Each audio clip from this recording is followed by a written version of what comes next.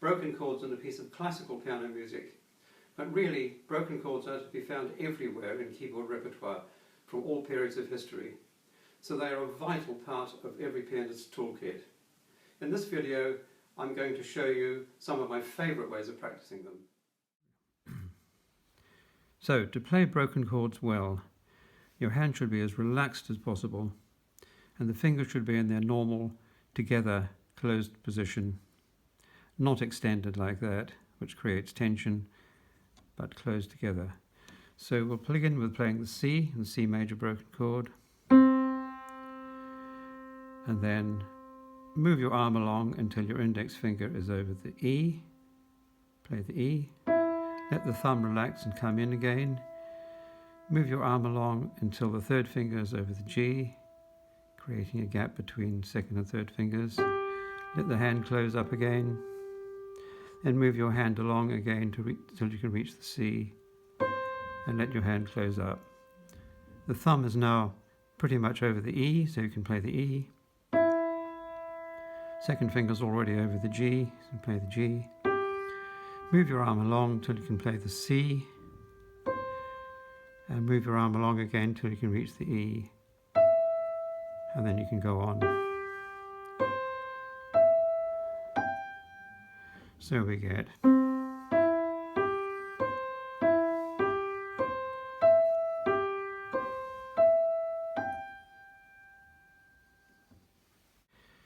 Now, people often think that you should keep your hand extended over the whole chord all the time to make it easier to find the notes.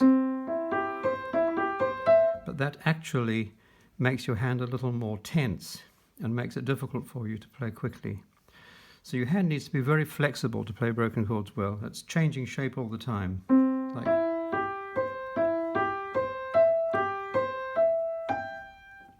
that will give you much better speed and evenness of touch.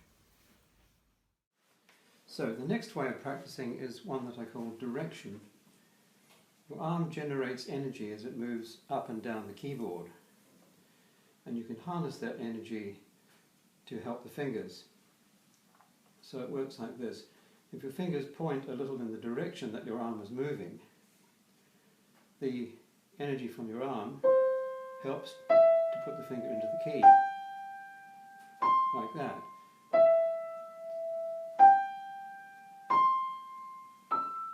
And coming down, they point the other way.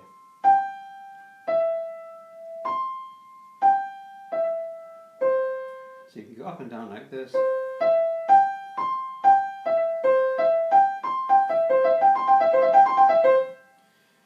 if you do it the wrong way round, you can see the problem.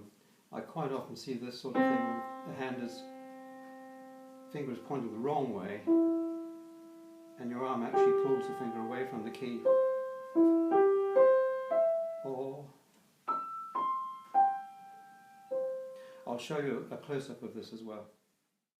An example of direction with the fingers pointing the way the arm is travelling. And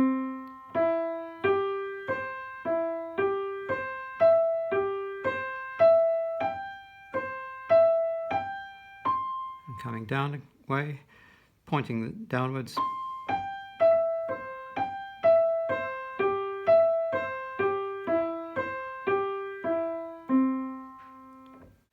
One good way to check that your fingers are pointing the right way to use direction is to imagine a line running down your forearm like that and through your hand.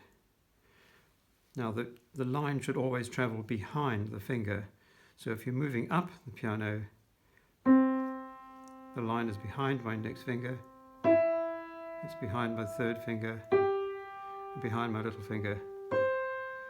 Coming down, behind the little finger, it's behind the third finger, behind the index finger, and it's behind the thumb.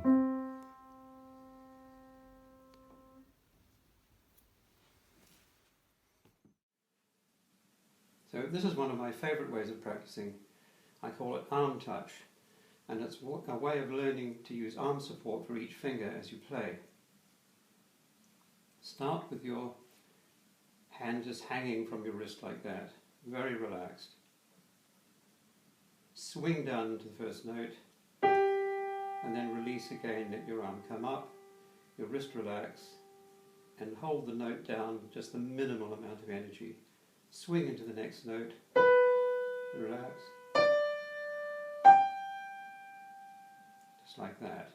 Now, the arm should swing just from the elbow, not the whole arm, because if you do it like that,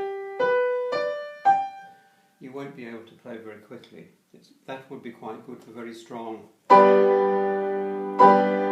and slower chords. But here we want to move just from the elbow. So a way of checking that is to put your left hand behind the elbow so you can check whether your arm is going backwards and forwards or not.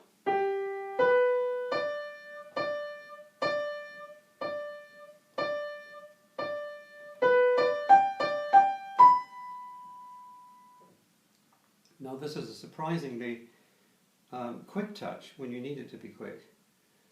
You can minimize that movement, make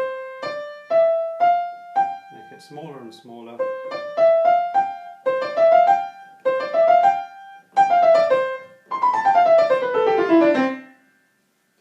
and you can play up to a very good speed and hardly notice that you're using arm touch at all, but it becomes just a feeling.